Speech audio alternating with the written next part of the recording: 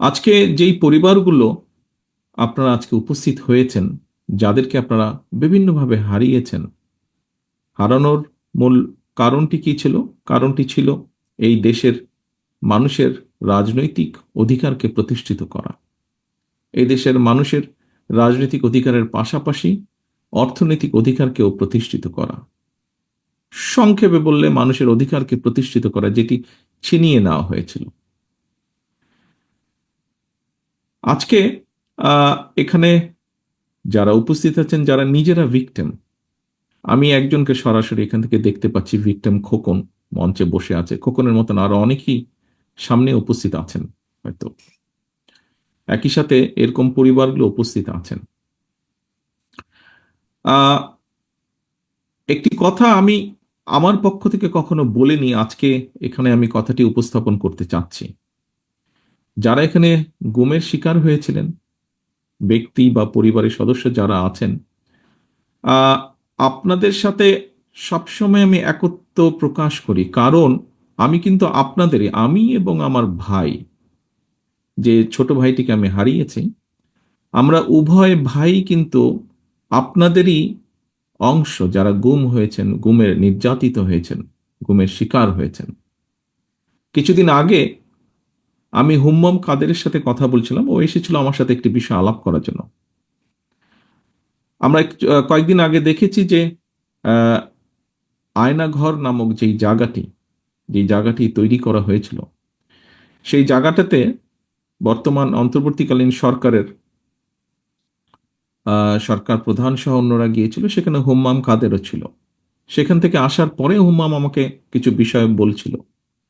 তখন হুম্মাম আমাকে বলল যে, ভাইয়া, আপনাকে যেই ঘরে রাখা হয়েছিল, আমাকেও সেই একই ঘরে রাখা হয়েছিল। এখানে অনেকেই আমরা আছি যারা আমরা আয়না ঘর থেকে ঘুরে এসেছি। অনেকেই আমরা আছি যারা আমরা আয়না ঘরে অত্যাচারিত হয়েছি। এখানে অনেকেই আছেন যাদের স্বজনেরা আয়নাঘরে গিয়েছেন, আয়নাঘরে অত্যাচারিত হয়েছেন। কেউ হয়তো ফিরে এসেছেন, কেউ হয়তো ফিরে আসেননি। একজন রাজনৈতিক কর্মী হিসাবে, একটি রাজনৈতিক দলের সদস্য হিসাবে, স্বাভাবিকভাবেই আমাদের প্রত্যাশা যে একটি জনগণের যেই প্রত্যাশা, সেইভাবে রাজনৈতিক দল হিসাবে আমাদেরও প্রত্যাশা যে সামনে একটি সুষ্ঠু নিরপেক্ষ নির্বাচন অনুষ্ঠিত হবে। নিরপেক্ষ নির্বাচনের মাধ্যমে বাংলাদেশের জনগণ তাদের সরকারকে বা কারা সরকার গঠন করবে সেই সিদ্ধান্ত তারা দেবেন বাংলাদেশের জনগণ।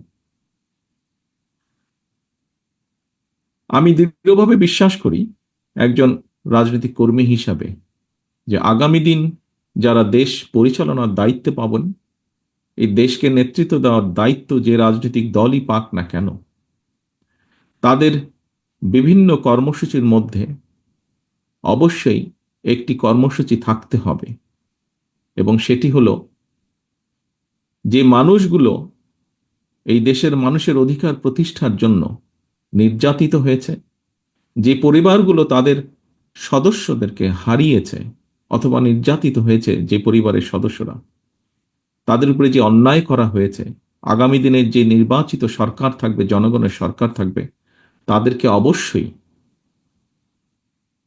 এই অন্যায়ের যে হয়েছে সেই অন্যায়ের বিচারগুলো করতে হবে। যে কোনো মূল্যে সুষ্ঠুভাবে এই বিচার হতে হবে।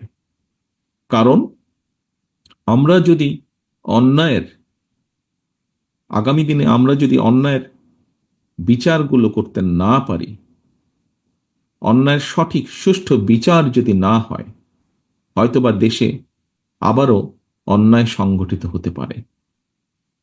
বিচার হওয়ার মাধ্যমে যারা ক্ষতিগ্রস্ত হয়েছেন তাদেরকে ন্যায্য বিচার দেওয়ার মাধ্যমে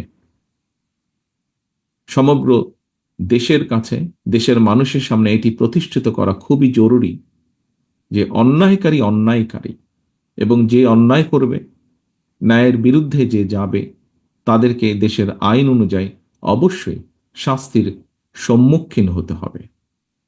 আমার আমাদের দলের অবস্থান থেকে আমরা পরিষ্কারভাবে এটি বলতে পারি যে বিএনপি বাংলাদেশ জাতীয়তাবাদী দল, তাকে যদি বাংলাদেশের মানুষ আগামী দিনে সুযোগ দেয় দেশ পরিচালনার, তাহলে অবশ্যই বিএনপির যেরকম রাজনৈতিক কর্মসূচিগুলো আছে সেই কর্মসূচিগুলোর পাশাপাশি অবশ্যই আমাদের সর্বোচ্চ চেষ্টা থাকবে যে বিগত স্বৈরাচার বিরোধী আন্দোলনে যারা ক্ষতিগ্রস্ত হয়েছেন, বিভিন্নভাবে নির্যাতিত হয়েছেন, একই সাথে জুলাই আগস্ট মাসে যারা ক্ষতিগ্রস্ত হয়েছেন, নির্যাতিত হয়েছেন, যারা শহীদ হয়েছেন, সেই বিভিন্নভাবে যাদেরকে হত্যা করা হয়েছে সেই হত্যাগুলোরও বিচার অবশ্যই ইনশাল্লাহ আমরা করব।